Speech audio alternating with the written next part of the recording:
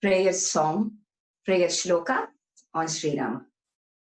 Ramaya, Ramabhadraya, Ramachandraya Vedase, Raghunathaya Nathaya Sitaya Pataye Namaha. Ramaya Ramabhadraya Ramachandraya Vedase Raghunataya Nathaya Sitaya Pathaye Namaha.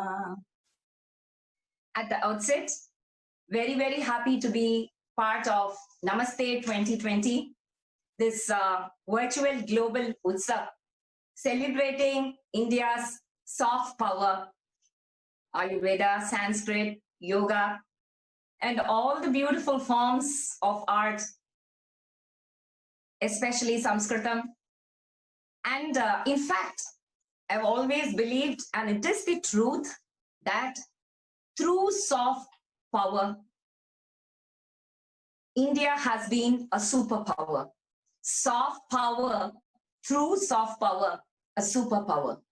So definitely, I always believe that India will become a superpower through the soft power. Once again, India, she has never fought battles or wars from her side to annex, conquer kingdoms. But through her soft power like this, Ayurveda, yoga, Sanskritam, music and dance and 64 art forms, India has always been the supreme nation throughout the world. So that was just a small point that I wanted to make, because this is being organized by the Center for Soft Power, for Indian Soft Power. So my topic today is colors of Rama, Rama for all nations, and the myriad hues of Sri Rama. So I just did a small slide to start this presentation on colors of Rama. Nirmalaji, PowerPoint, slide 1. So talking about the different colors of Rama, the myriad hues of Rama, Rama for all nations. Rama is a beautiful personality, a concept, and his myriad hues and colors are so beautiful. And you can just see when the colors, when two traits get mixed with each other, the beauty, the color combination itself changes and it becomes more beautiful. And that is very true with Sri Rama. Rama is just not a person. He is a concept. Ramo Vigrahavan Dharmaha, says Sri Valmiki. He says, he tells Maricha tells Ravana, when Ravana wants to just assassinate and annihilate Rama, Maricha tells Ravana, you cannot take away Rama from this world, because Rama is not a person. He's a concept. Ramo Vigrahavan Dharmaha. Wherever there is Dharma, there is Rama. And that is why straight away when I was given this theme, Rama for all nations, immediately I was reminded of this very first question that Valmiki raised to sage Narada. When Valmiki met Narada, immediately he said, can there be a single person, a single hero, a typical ideal hero for all nations? Can there be one single hero for all nations? Konvasmin Sampratam Loke. I want to see that person right now. Meet that person, hear about that person.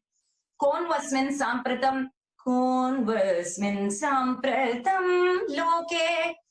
Gunavan Kascha Viryavan Dharmagyascha Kritagyascha Satyavakyo Dridavrataha. Right in this world, is there a universal hero? That is what he asks. So, yes, there is a hero for all nations. The next slide, Nirmalaji. There is a hero for all nations. Today, we can see different versions of Ramayana. So many different versions of Ramayana throughout the world. In the Thai, there is this Ramakir. Cambodia, there is this Riamker.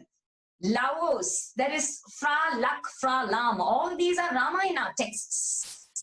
All these are Ramayana texts. In Japan, Hobutsushu, Shambho Ekotoba, and Ramayan Show. This is a Ramayan. Indonesia, Kakawin Ramayan.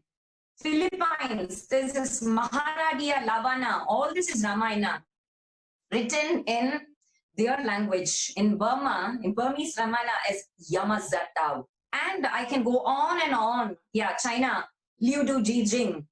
There is this Mongolian Ramayana, Russian Ramayana, and of course, many, many translations of Ramayana. Many translations of Ramayana.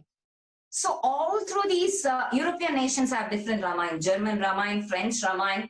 In fact, once when I visited Chitrakoot 20 years back, I was really surprised to see a beautiful museum called Ram Mandir. And inside that Ram Mandir, there were almost 345 different versions of Ramayana. Not only as texts, there was this French Ramayana, Italian text, Mongolian, Russian, European countries, nations Ramayana, and of course, Riamkar, Ramkeen, Ramayan Show, Phra Lak Phra Lam, all these were placed as exhibits in Ram Mandir.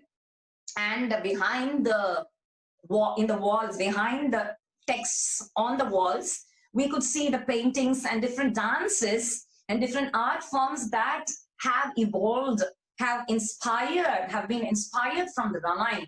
So is there a doubt at all that Rama exists for all nations? Going back to Valmiki's question, if there should be a hero for all nations, how should he be? Kon vasmin sampratam loke ko kaha? Who is the real universal hero? Loke, of the whole world. Gunavan, he should be filled with virtues to be considered as a real supreme hero for all nations. Gunavan, completely filled with virtues. Only then he can be considered as a hero of all nations. There is Ramayana in so many different versions. Why does Cambodia need Ramayana? Why does Thailand need Ramayana? Why do Burmese people need Ramayana? Why do Chinese and Japanese and the Russians need Ramayana? Because Rama is the universal concept of truth and dharma and righteousness. Whether the person is an American or an Australian or a Russian, definitely he or she would expect certain virtues of a typical ideal hero. And that is what Valmiki says. He must be Gunavan, Kastaviryavane. That typical ideal hero must be a Gunavan, filled with virtues. He must be valorous. The hero must be really heroic. There is no hero without heroism. So Viryavane, I need to know who is heroic. Dharmagyascha, knower of dharma. Kritagnyascha, he should be full of gratitude. He should be Satyavakyo Dridavrataha. He should be a complete, total person of principles, respecting truth, speaking nothing but the truth. Dridavrataha means principled person. His character must be blemishless, completely filled with chastity and loyalty. We talk of chastity for women, a chaste man. Rama is a typical example. Sarva bhuteshu kohitaha. He must think of the welfare of the whole universe. He must not be thinking of himself all the time. Vidwan kaha. He must be an expert Vidwan, and he must be efficient enough. Kashyika priyadarshanaha. He must be really handsome to look at, charismatic to look at. And immediately Naradji says, wait a second. You're going on and on and on and on. Bhagavo dullabhaschaiva yetvaya kirtita gunaha. It's very difficult to see such a universal hero for all nations. One person might be really heroic, but he might be using all this heroism towards terrorism. So then what is the use? So here he compares, he says some person, some typical hero of a nation might be really bold, brave, courageous, but he might not be compassionate. So all these oxymoronic qualities must be combined in one.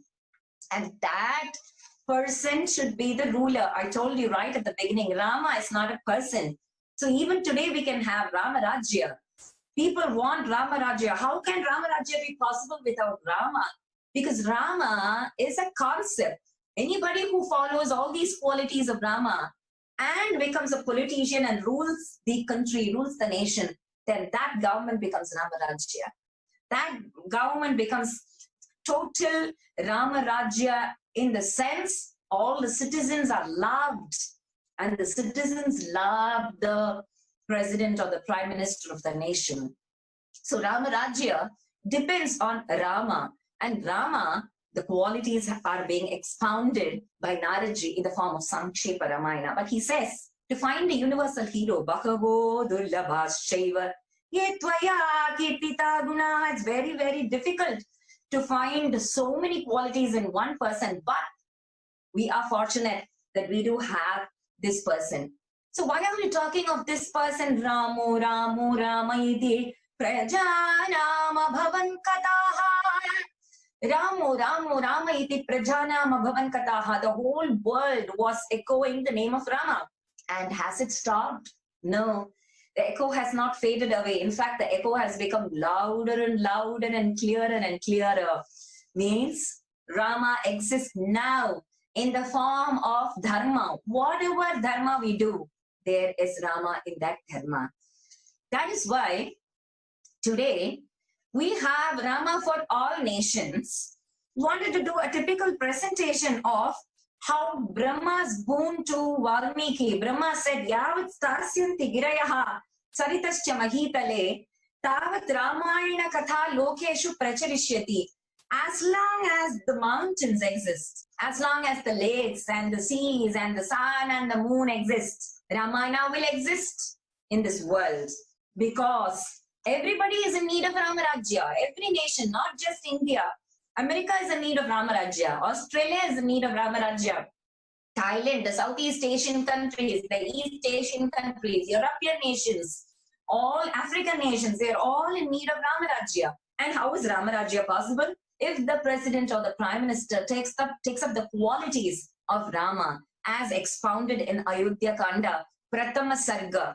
In the first Sarga of Ayodhya Kanda, Pratama Sarga, first Sarga, from I think the Shloka 9 to Shloka 30, it gives the qualities of a politician, of a ruler, and a human being. Of course, the person who leads the government needs to be full of virtues as a human being right at the beginning, and as a politician besides that.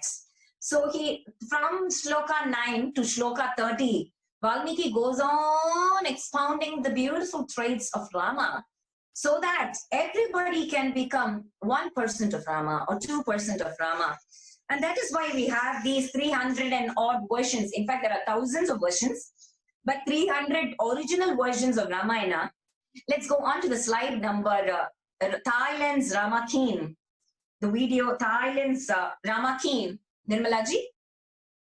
So I wanted to just do a small glimpse of Rama for all nations. How Thailand's national epic is Ramayana. Many of us don't know. We keep, in fact, protesting to even include Ramayana or Mahabharata in the syllabus for our students. But Thailand's national epic is Rama Keen. Rama Keen, this is one of the paintings in Bangkok's temple, Wat Phra. Thailand's students in school are taught Ramayana. It is a compulsory subject. Why? Because that has nothing to do with religion. It has everything to do with morality, moral science. Ramayana is a moral science. It is philosophical. It is an epic that teaches us how to live and how not to live. So Thailand's national epic, Ramakien, is a beautiful epic expounding Ramayana. And here in Thailand, the kings, somebody was writing, we don't need Rama now, we need Ramarajya now. You know something? The kings are named King Rama 1, 2, 3, 4, 5, and 6 in Thailand. Here in India, we are afraid because of the so-called secularism point, but there is nothing religious about Ramayana. Ramayana is a universal epic where Buddhists, Jainists, Muslims, Christians, everybody need Rama because everybody need truth. That person who is not in need of truth might say, I don't need Rama. I don't need the Ramayana because I don't believe in truth. But then his life, his or her life would be just hell. Because everybody needs truth. Everybody needs that kind of a heroism where the good wins over the evil. So in Thai's Ramakien, Ramakien means the glory of Rama. And this is Thailand's national epic. The kings are named King Rama 1, 2. And this is a masterpiece in Thai literature and art. This painting is at Wat Phra Hue at Bangkok Temple, where the walls are painted with stories of Ramayana. And the next slide. There are other different forms which have been inspired by the Ramayana. This is Cambodian Ramayana. This Cambodian Ramayana is Riam Ker. Riam Ker. Cambodian Ramayana. Again, why does Cambodia need Ramayana? We're talking of, I just told you now, Ramayana is not just a religious literature, it's a dharmic literature. Why do we need to connect religion with all our master literature pieces? This is a dharmic literature where people believe in fidelity, justice, trust, loyalty, love. This love should exist among princes, among giants, among humans, among monkeys, among mermaids. And that is what Cambodian Ramayana says. Here, Cambodian Ramayana, you might have a doubt.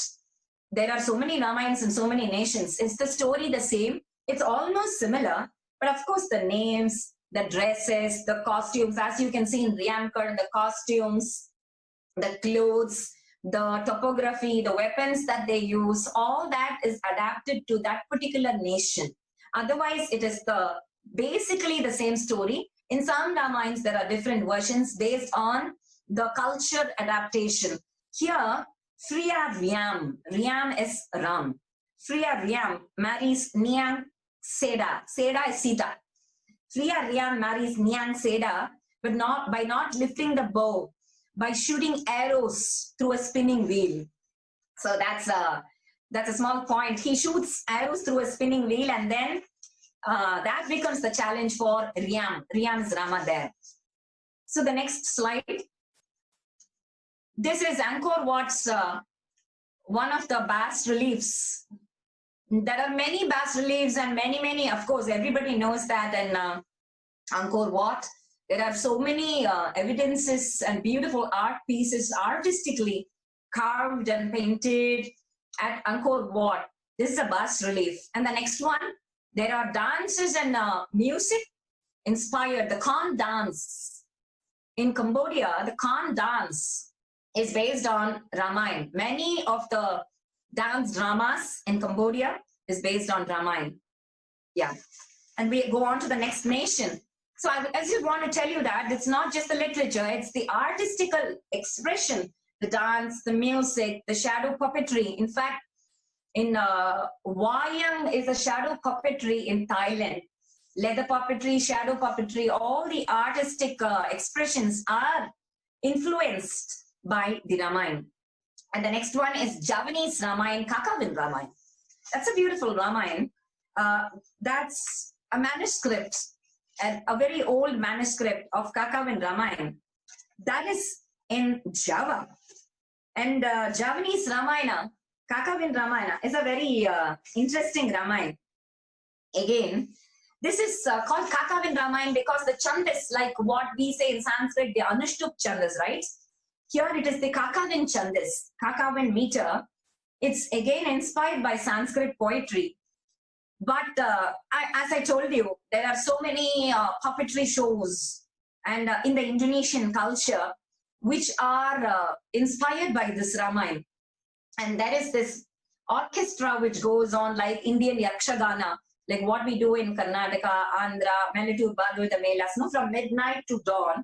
There is something like Indian Yakshagana and Bhagavata Mela, the Kakavin Ramayana, Wayang puppetry, as well as the Kon Rama dance in Thai, as well as in Java. It goes on throughout midnight. The Ramayana is being enacted. Why do you think it's all being done in different art forms? Because Rama is for all nations. Because we need Rama. Today we need Rama. Every nation needs Rama, not just India. America needs Rama. Australia needs Rama. Russia needs Rama at this point of time, because we need to know what is right and what is wrong. And that literature, Ramayana, is a literature which teaches us what is right and what is wrong. Rama could have very well arrested his mother and father and crowned himself as the king, as many have done in the Mughal emperor reign. If you look at it, they will arrest their fathers, they will put them into the jail and then crown themselves as kings. But Ramayana tells us that that is wrong. Every American or Australian parent, what do they expect of their children? That the children obey them, respect them, love them. If they need that, the typical example would be Rama, because he goes on an exile to satisfy his stepmother, not even his mother. Today, children are not willing to satisfy their mothers.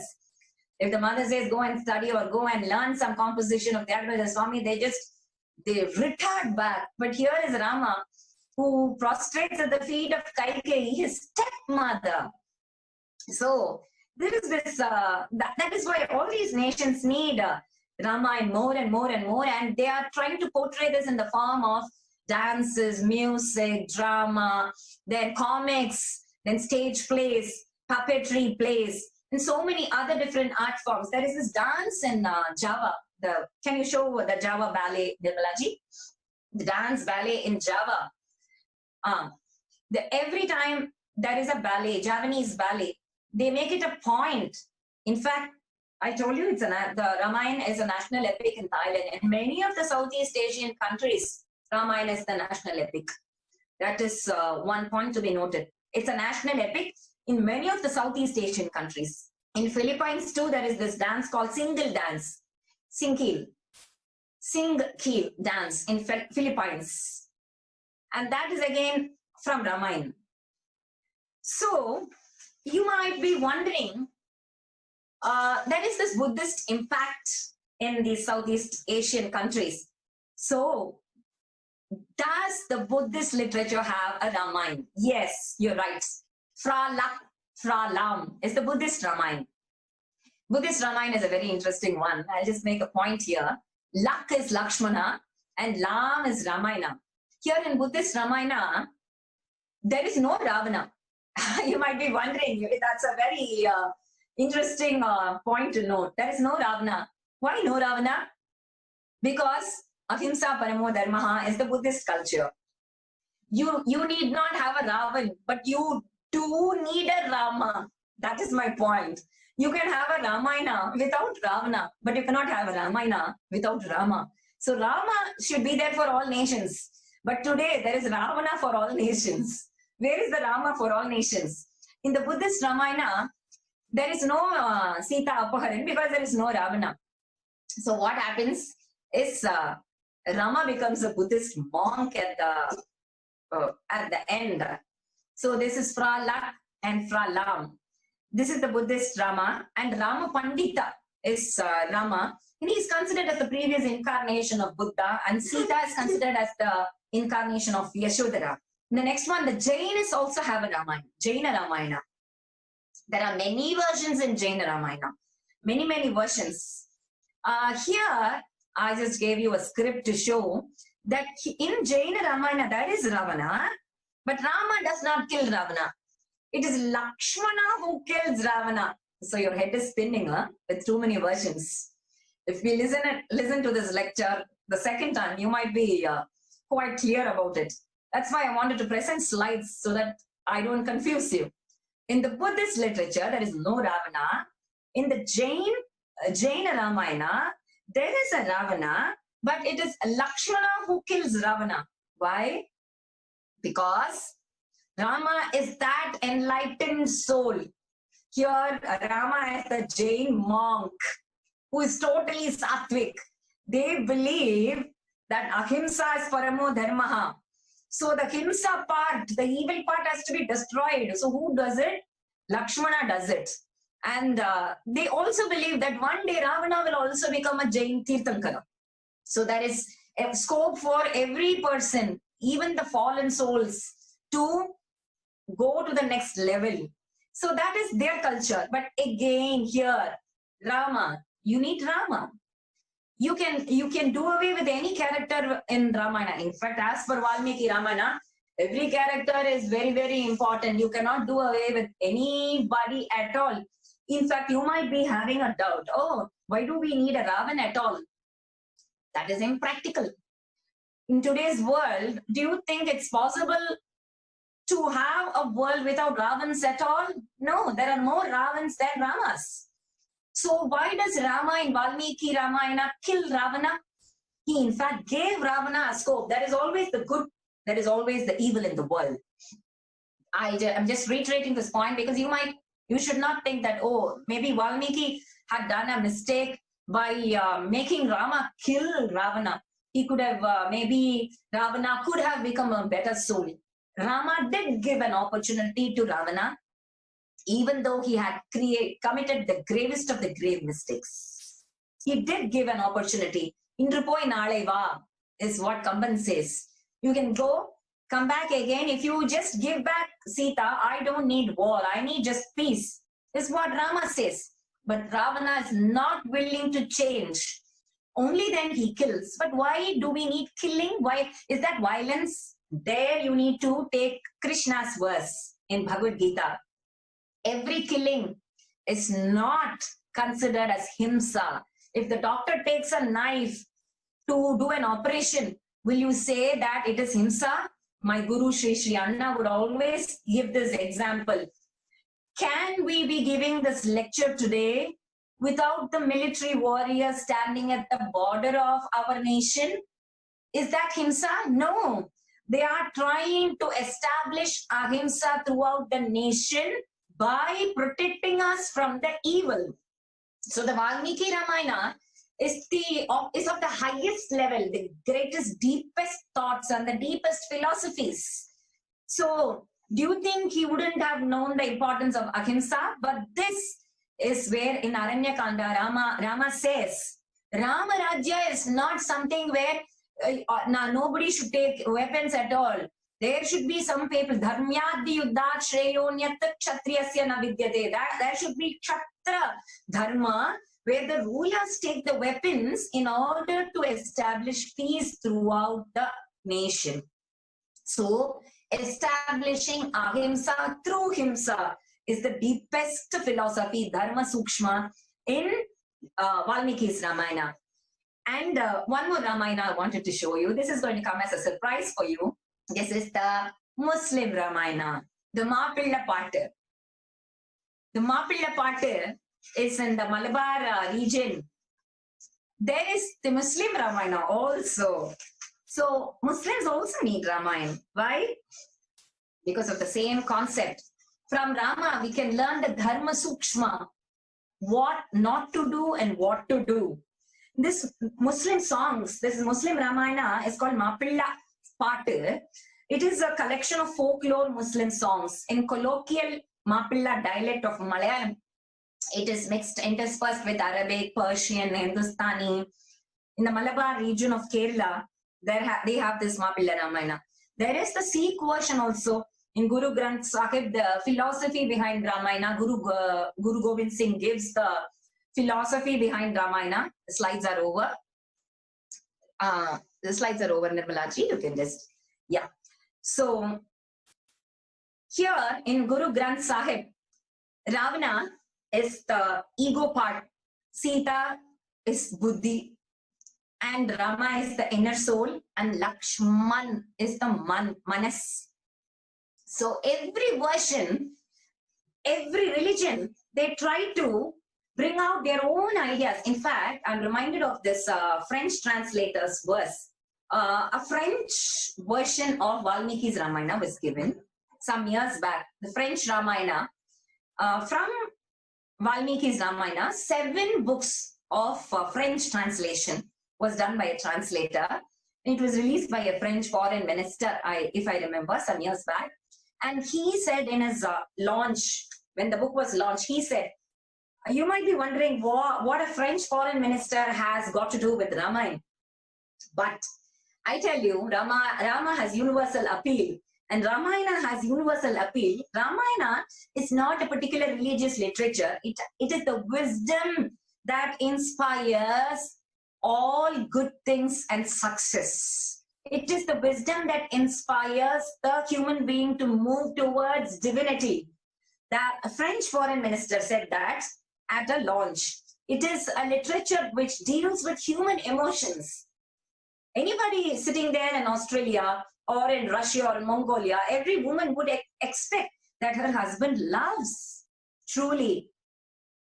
Her husband loves her, and the parents will expect the children to love them. The citizens will expect the rulers to really love the citizens and to work for the welfare of the citizens. All these put together is Rama.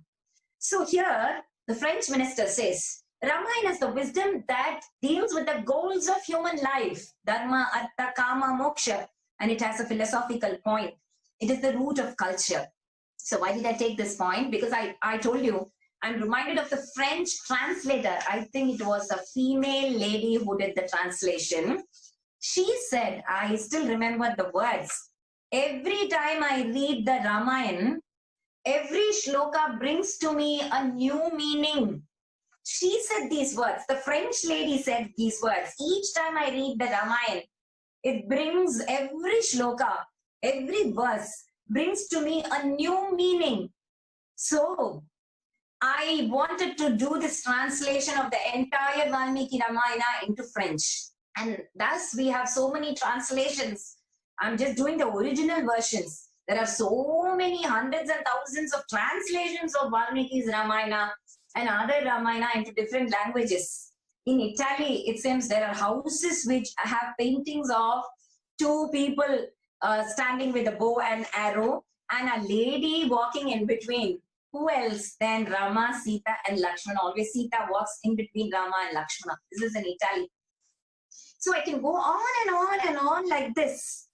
So basically, you can see that Rama is there for all nations. This is a truth, whether you like it or not. People love it. The Thai people, the Cambodian people, the Laois people, the Javanese people, the Sumatra Islands, Burmese people.